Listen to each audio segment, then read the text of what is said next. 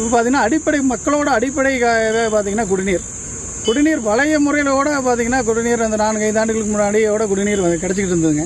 இன்றைக்கி பார்த்திங்கன்னா ஜல்ஜீவன் திட்டம் வந்ததுலேருந்து பார்த்திங்கன்னா சுத்தமாக அது செயலற்றே போயிடுச்சு. அந்த திட்டமே அது முறையாக செயல்படுத்தாமல் அது சுத்தமாக குடிநீரே கிடைக்கிறதில்ல.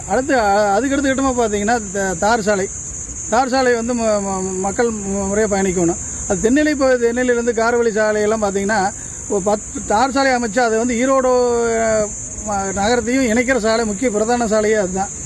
அந்த இணைப்பு சாலையில் பார்த்திங்கன்னா 10 ஆண்டுகள் ஆகுது அந்த தார் சாலை போட்டு. தொடர்ந்து ஒரு 3-4 வருஷமாக பார்த்திங்கன்னா நாங்களும் மக்களுக்கு கோரிக்கை வச்சுருக்கோம், கலெக்டர் மனு கொடுத்துருக்குறோம், சட்டமன்ற உறுப்பினர் சந்தித்து சொல்லியிருக்கிறோம், எல்லாமே சொல்லி இவ்வளோ நாள் சொல்லிக்கிட்டு இருந்தோம். இது வரைக்கும் அந்த தார் சாலை எதுவுமே பண்ணல. பொது சேவை நிறைய இது செய்து கொண்டிருக்கிறார்கள். அதேமாரி நம்ம ஊர் அரசாங்கம் பொறுத்தவரையும் பள்ளவட்டியில் எல்லா இதுவும் செஞ்சு கொடுக்குறார்கள். அரசாங்கம் பொறுத்தவரையும் சில இது குப்பைக்காடு எடுக்க சொல்லியிருந்தோம். மாசுபாடு நிறைய இருக்குது. தண்ணீர் வசதி ரொம்ப மஞ்சளாக வரதுனால அது ஏற்பாடு செஞ்சு தருகிறாங்க. அதேமாரி பெண்களுக்கு எல்லா இதுவும் செய்து கொடுக்கிறார்கள் இந்த அரசாங்கம். மக்களுக்கு நல்ல உதவி செய்கிறார்கள். பெண்களுக்கு அடிக்கடி 99% நல்ல அரசாங்கம் செய்து கொண்டிருக்காங்க. அடுத்த முறை பெண்களுக்கானது எல்லாமே அவர் செய்து முடித்துள்ளார். நம்ம ஊருக்கும் நிறைய இது சாலை வசதி, சாக்கடை வசதி எல்லாம் செய்து கொண்டிருக்கிறார்கள். நம்ம பகுதியில் பார்த்தீங்கன்னா டிஎம்கே உடைய தொகுதியாக தான் இருக்குது. இருந்தாலும் எந்த அடிப்படை வசதியுமே இல்லை. இப்போ பள்ளவட்டி நகராட்சியில் நான் வசிச்சுக்கிட்டு இருக்கிறேன். இப்போ குடிநீர் பிரச்சனையாக இருக்கட்டும், ரோடு சம்மந்தப்பட்டதாக இருக்கட்டும், எதுவுமே சரியான முறையில் செயல்படுத்துறது இல்லை. இப்போ அந்த பகுதியில் பார்த்தீங்கன்னா நம்மளது ஓடை பகுதி ஆக்கிரமிச்சிருக்காங்க. அதை மீட்டு தர சொல்லி நம்ம எத்தனையோ முறை ஆணையர்த்தையும் சொல்லியிருக்கோம், மாவட்ட ஆட்சியர்த்தையும் மனு கொடுத்துருக்கோம். அதுக்கு இப்போ வரைக்கும் எந்த தீர்வுமே இல்லை. கரூர் தொகுதி பார்த்திங்கன்னா முதல்ல இருந்ததை விட இப்போ நல்லா சீரு சிறப்புமாக தான் பண்ணிட்டுருக்காரு. மழை காலத்தில் பார்த்திங்கன்னா ரொம்ப சிரமமாக இருக்குது மக்கள் போகிறதுக்கு வர்றதுக்கு. இப்போ இந்த ரோடு போட்ட பிறகு பார்த்திங்க அப்படின்னாக்கா எல்லாருமே ஃப்ரீயாக போயிட்டு வர்றாங்க. கரூர் மாவட்டத்தில் பார்த்திங்கன்னா அறிவுசார் நூலகம் அப்படின்னு அறிவித்து அது நடந்துகிட்ருக்கு. இலவச டிஎன்பிசி வகுப்புகள் நடத்திட்டு இருக்காங்க அவங்க சார்பாக. இன்னும் நிறைய எதிர்பார்க்குறோம். இவரே வந்தாங்க அப்படின்னாக்கா செந்தில் பாலாஜிக்கு உறுதியாக நாங்கள் வாக்களிப்போம். செந்தில் பாலாஜி அவர்கள் இந்த அரசினுடைய நிறைய நலத்திட்டங்கள் எல்லாமே செஞ்சுட்டு தான் இருக்காங்க. அந்த நலத்திட்டங்கள் எல்லாமே எல்லா பாமர மக்களுக்கும் பயன்படுதா அப்படிங்கிற ஒரு கேள்வி இருந்துகிட்டே இருக்குது சார் எல்லாருக்குமே. என்னென்னா நம்ம பாமர மக்களுக்கு நம்மளுக்கு தேவை என்னன்னாக்கா எல்லாருக்குமே ஒரு நல்ல தரமான கல்வி, நல்ல தரமான மருத்துவம், பாதுகாப்பான சூழ்நிலை, குற்றங்களுக்கு கடுமையான சட்டம், ஒரு நல்ல வேலைவாய்ப்பு எல்லாருக்கும் வந்துச்சா, தேவையான ஒரு தரமான கல்வியும் மருத்துவமும் இங்கே வரல. அதுதான் சார் மிக முக்கியம், அடிப்படை தேவை. அது கிடைக்கல எங்கேயுமே.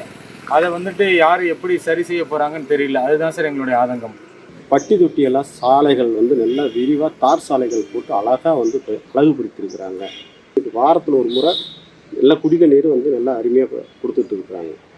எந்த இடத்துல என்ன குறைகள் இருக்குது அந்த மாதிரி செஞ்சுக்கிட்டு இருக்கிறாரு.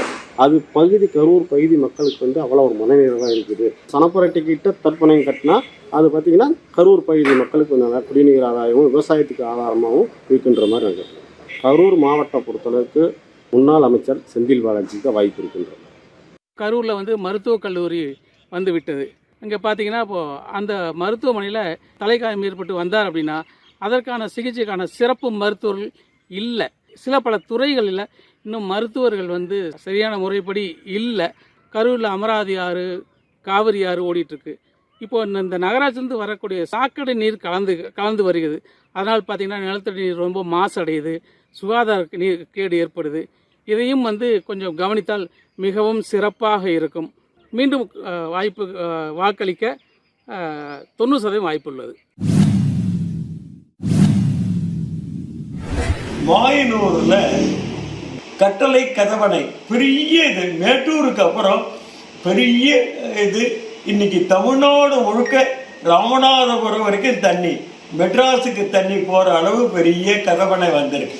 அதனால் அந்த இடம் ரொம்ப பெருசாக போச்சு. பஞ்சப்பட்டிக்கு தண்ணி வர்றதுக்கு ஏதாவது ஏற்பாடு பண்ணணும். குளத்தலையில் இன்னும் நிறைய தொழில்கள் வர்றதுக்கு இதுகள் பண்ணணும். இது மாதிரியான திட்டங்கள் வந்தால் தான் கிருஷ்ணராயபுரம் தொகுதி ஒரு நல்ல தொகுதியாக மாறுவதற்கான வாய்ப்புகள் இருக்கு. கரூர்லேருந்து 20 கிலோமீட்டர் நாங்கள் இருக்கோம்.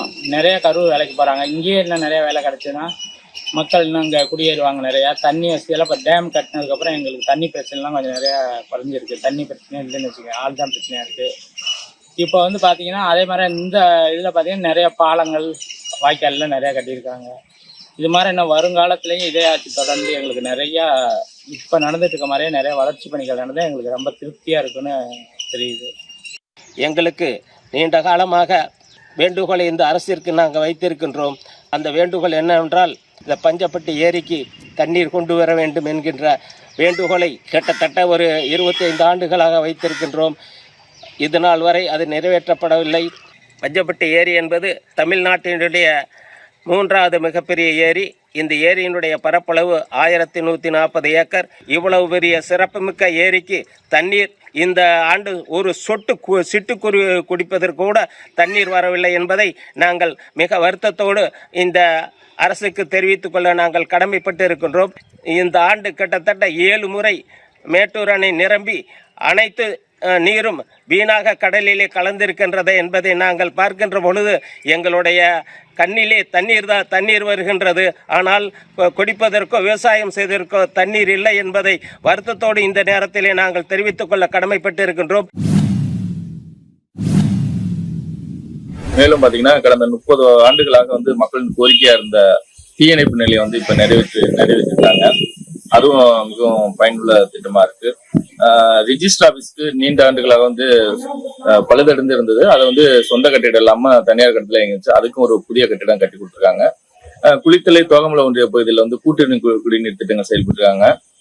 வெட்டினரி ஹாஸ்பிட்டல்ல புதிய கட்டிடங்கள் கட்டியிருக்காங்க. இது மாதிரி பள்ளி கல்லூரிகள்லயும் பாத்தீங்கன்னா ஐயர்மலை கல்லூரியிலையும் புதிய கட்டிடங்கள்லாம் கட்டியிருக்காங்க. இதெல்லாம் சிறந்த திட்டங்களா இருக்கு. நிறைய புதிய பேருந்துகள்லாம் வழித்தடங்களை இயக்கியிருக்காங்க. எங்களுக்கு இப்போ நீண்ட ஆண்டுகள் கோரிக்கைன்னு பாத்தீங்கன்னா மணப்பாறை ரோட்ல ரயில்வே மேம்பாலம் கதவணை அரசு பரிசீலித்து அந்த திட்டங்களை நிறைவேற்றுங்கிறது எங்களுடைய கோரிக்கையா இருக்கு. அதையும் வரக்கூடிய காலங்களில் நிறைவேற்றினா ரொம்ப சந்தோஷமா இருக்கும். நம்ம அடிக்கடி கரூருக்கும் திருச்சிக்கு சென்று கொண்டிருந்தாலும் மாறி 46 கோடி ரூபாயில் மாவட்ட அரசு மருத்துவமனையை கட்டி இருக்கிறார்கள். திறப்பு விழா காண இருக்கிறது. அதே போன்று கரூருக்கு சென்று கொண்டிருந்த நாம் இன்றைக்கு குளித்தலை போக்குவரத்து துறை அலுவலகம் இருப்பதால் நாம் யாரும் குளித்தலையிலே போக்குவரத்து துறை அலுவலகத்தை பயன்படுத்தி கொடுத்து அவங்க கிளை நிறுவனத்தை உருவாக்கி இருக்கிறார்கள். வளர்ச்சி பணிகள் அதிகமா செஞ்சிருக்காங்க. குறிப்பா குளித்தல்ல மாவட்ட தலைமை மருத்துவமனை, நீதிமன்றம், வட்டாட்சியர் அலுவலகம், கோட்டாட்சியர் அலுவலகம், குளித்தல்ல கலைக்கல்லூரி சிறப்பா செஞ்சிருக்காங்க. குளித்தலை சட்டமன்ற தொகுதியை பொறுத்தவரையில் மிகப்பெரிய கரூர் மாவட்ட தலைமை மருத்துவமனை உருவாக்கப்பட்டுள்ளது. இந்த ஆட்சியில் அந்த மிகவும் சிறப்பாக உள்ளது.